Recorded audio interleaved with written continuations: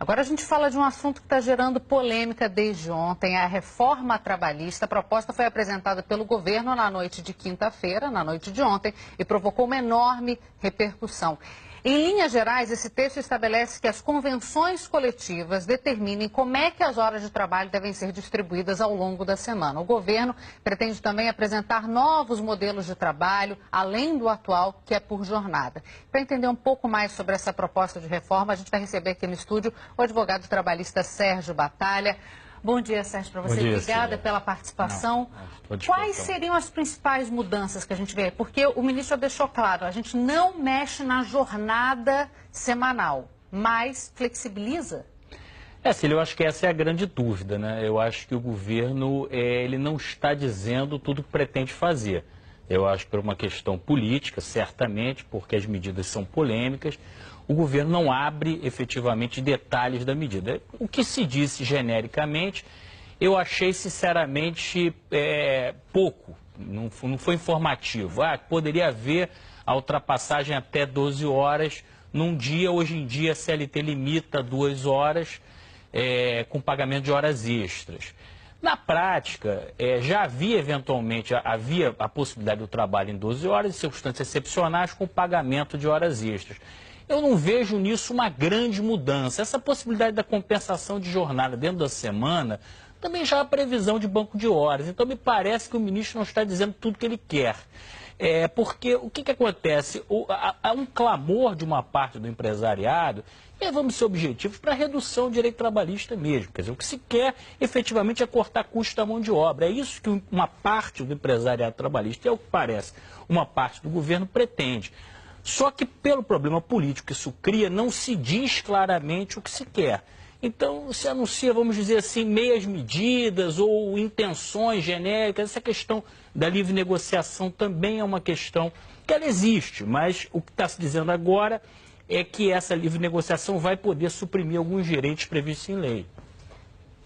Sérgio, oi, queria te fazer uma pergunta também, porque os argumentos de quem defende uma mudança nas regras trabalhistas é que se elas forem menos exigentes, mais gente vai conseguir emprego. Na sua avaliação é isso mesmo? A flexibilização das regras pode diminuir de uma forma significativa o desemprego?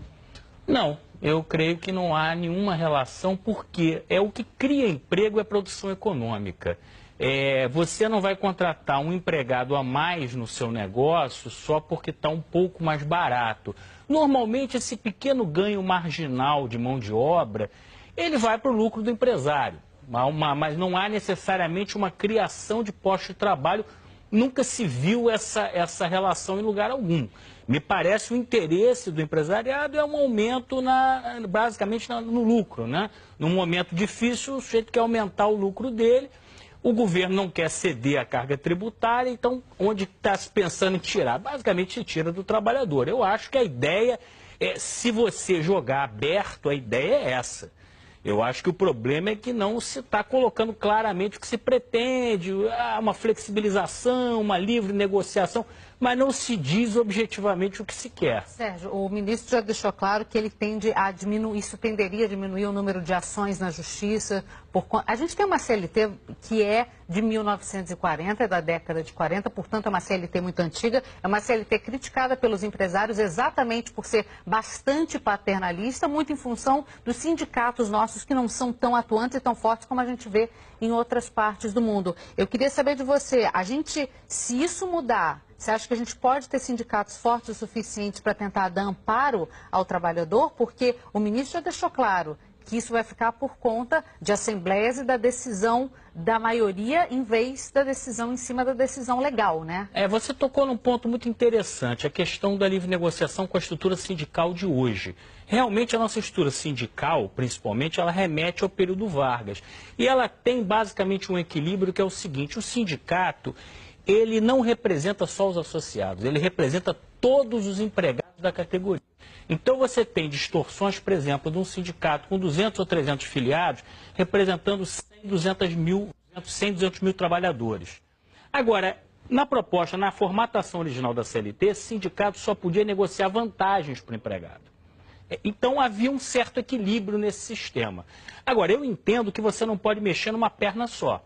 Se você mantém esse sistema de representatividade de quem não é associado e permite que ele negocie qualquer direito, inclusive direito previsto em lei, eu acho que isso vai criar um desequilíbrio absurdo.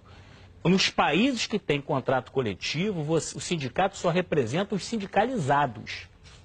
E aí você força uma sindicalização em massa. Uma atuação do profissional. Isso que o governo está propondo, a meu ver, vai criar um desequilíbrio. Você pega um sindicato sem legitimidade e põe ele para negociar qualquer direito do trabalhador.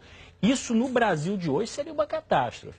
Porque o que se vê nos sindicatos, na maioria dos sindicatos, é uma representatividade muito pequena, em alguns casos até a transação de algumas coisas, até por vantagens pessoais. Então... Mas, em linhas gerais, alguns pormenores já foram colocados até nos jornais, mas é muito detalhe para a gente entrar aqui. Mas, em linhas gerais, você acha que é fundamental uma reforma trabalhista?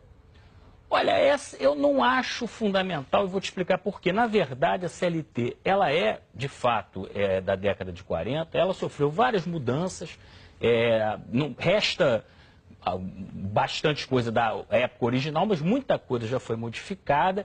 E eu acho que qualquer reforma, ela tem que partir basicamente de um consenso social do que vai ser mudado. Eu acho que esse consenso não existe, eu acho que é um clamor de determinados setores do empresariado que não é acompanhado pelos trabalhadores. Então, você fazer uma reforma atendendo só um setor do empresariado, eu acho que você vai criar uma crise social no país. Então, eu acho que você poderia modificar a legislação brasileira, na verdade... Ela é alinhada com a maioria dos países latino-americanos, com algumas diferenças. Tem também correspondência com legislação de vários países europeus. Não é uma legislação extravagante. Ela, na época que foi criada, ela vinha alinhada basicamente com uma legislação social na América Latina e em vários países da Europa. Então, a possibilidade de modernização em alguns aspectos, com certeza. Agora, eu acho que ela tem que partir de um verdadeiro pacto social, não de uma imposição unilateral. Vamos ver como é que isso caminha, Sérgio. Eu agradeço muito a sua participação aqui com a gente. Sérgio Batalha, especialista em Direito do Trabalhador, muito obrigada pela participação. Não, é sempre um prazer.